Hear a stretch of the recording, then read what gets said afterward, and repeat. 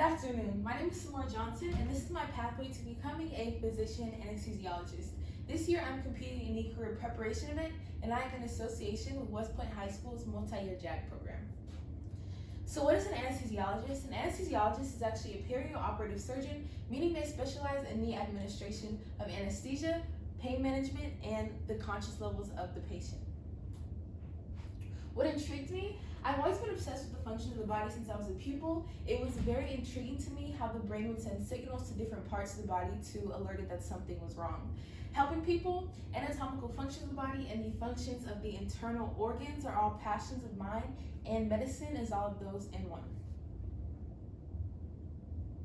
Why I want to pursue a career in anesthesiology? I've witnessed the racial inequality and disparities of the Black diaspora in the medical field. Black and African patients are often forgotten, ignored, and treated terribly. The mortality of Black women and children is incredibly high, and that needs to change. I want to pursue anesthesiology in the medical field to serve the underserved.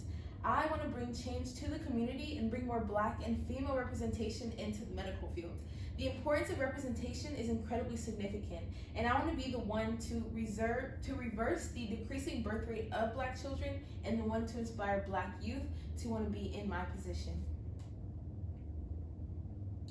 Some of the main responsibilities and roles of an anesthesiologist. Okay, so despite public belief, an anesthesiologist is actually a perioperative surgeon, meaning they take care of the patient during the entire surgical experience, before, during, and after. From this, they conduct a preoperative evaluation, which includes a physical examination, medical records and history, the previous experience with anesthesia, and results of any laboratory test results. This is to ensure that the surgery is performed safely and effectively. From here, they dictate the type of surgery that is needed in an anesthetic plan for the patient, which can include general, regional, local anesthesia, and sedation. Their primary goal is to ensure optimal patient safety, and their main responsibility is to administer and monitor anesthesia.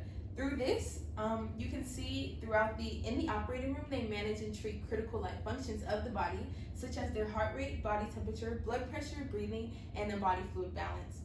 They often manage a patient's pain levels and consciousness, and they do this hand in hand with their anesthesia care team, who also oversees a patient's oxygen levels, consciousness, and blood circulation. From here, an anesthesiologist decides whether a patient has recovered, needs to be discharged, or moved into a more intensive care unit. The work environment. An anesthesiologist is often working in a sterile medical environment, surrounded and communicating with other physicians, nurses, and families. Social interaction is a very big part of this occupation. Being an anesthesiologist means working with a team and leading one both in and out of the operating room. The environment will require a hefty uniform sometimes due to the possible liability of being exposed to different illnesses, diseases, radiation, and other hazardous circumstances, meaning protective gear, lead aprons, gloves, protective glasses, masks, and hats will sometimes be needed. It's also a very fast-paced job, which requires quick decision-making, and many surgeons are put into chaotic or conflicting situations which require leadership and interpersonal skills to solve. Some similar careers include an anesthesiologist assistant, a podiatrist, pharmacist, dentist, nurse anesthetist, and physician assistants. Some potential employers include the New York Presbyterian Hospital, Kaiser Permanente, the U.S. Navy, the Mayo Clinic, and the University of Washington. I picked such differing companies to show the versatility and the need of anesthesiologists.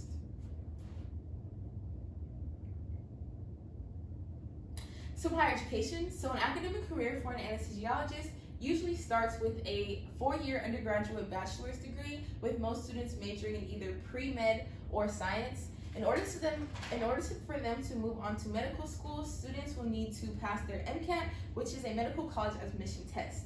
Here they will acquire a title, which is an MD, Doctor of Medicine, or an OD, an Osteopathic Doctor of Medicine, and continue on in their journey to medical school. So the first 2 years of medical school are dedicated to passing the boards exam, which is required in order to obtain a medical license or practice medicine overall. The next 2 years are dedicated to clinical training, working with patients, and shadowing experienced physicians.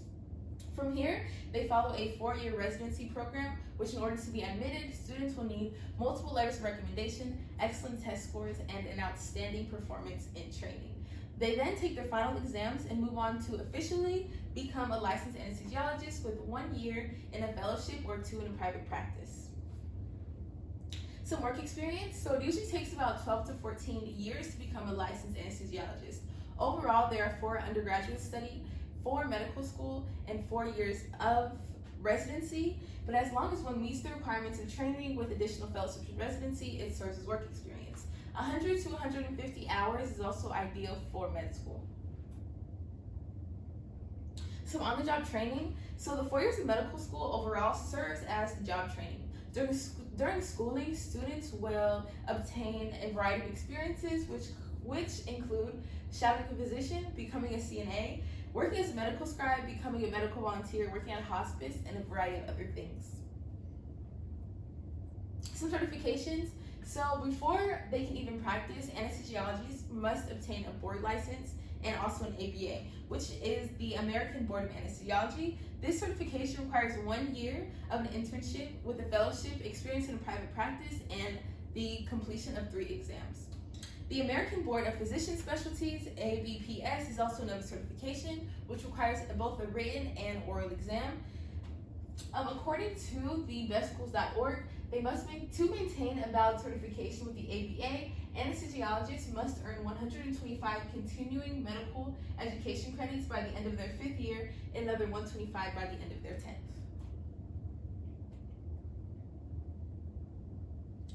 The number of jobs available. So there is a growth trend in both recent times and future projections. According to careerwatch.co, there are 49 times more anesthesiologists than job postings. The author of this article used a popular search engine for job seekers to show evidence, and they made a note of the government projection is high and the historical projection that is even higher. The annual salary has increased as well. In the article, it shows a depiction of an increase of 5,100 jobs. Here, it shows a spike between the years of 2008 and 2010 of the number of anesthesiologists and the total growth in 5,100 jobs and 243 yearly. Here, this is a graph of the anesthesiologist governmental projection and historical projection. So therefore, anesthesiology is a very competitive job market, but there is room for more. The average salary. So an anesthesiologist's average income is actually $405,000, with a base pay of $217,000. In Arizona, the range falls between $355,000 and $465,000. Anesthesiologist salaries are often affected by fairly large bonus incentives that are very common within the field. It is important to acknowledge the effects of inflation and COVID-19 had on their relative salaries. The cost of services rose 4.7%, and COVID-19 had affected jobs with reductions in patient volumes, which diminished earnings for about 20% of physicians. According to weatherbyhealthcare.com, the compensation of medical anesthesiologists rose about 7% year over year compared to the prior year, and in 2021, bonuses made up nearly 17% of overall anesthesiologist salaries. So opportunities for advancements. There's not much research to uncover a lot of opportunities for advancements, but what I've gathered is that additional fellowships, internships, and training will get you on a long way. Getting at least 1 year of experience in a subspecialty of anesthesiology could really propel your professional journey and development. So some personal statements. What makes me an ideal candidate? I'm a college-bound student who knows where they want to be, who knows where they're going, and knows what it takes to get there. I'm very passionate about the medical field and ambitious. I'm passionate about my community as well, and linking those two together will create a very beautiful thing. I've done extensive research on anesthesiology previous to this and then on. I'm very passionate about this, and this is one of my dreams, really.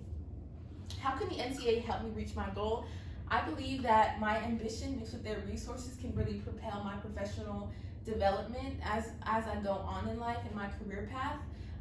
I believe they can give me a lot of knowledge, not only knowledge, but connect me with different resources and allow me to network with other anesthesiologists and people in the medical field to really further my path. Here's some of my references that I used for my presentation. And once again, my name is Symorah Johnson, and thank you for listening.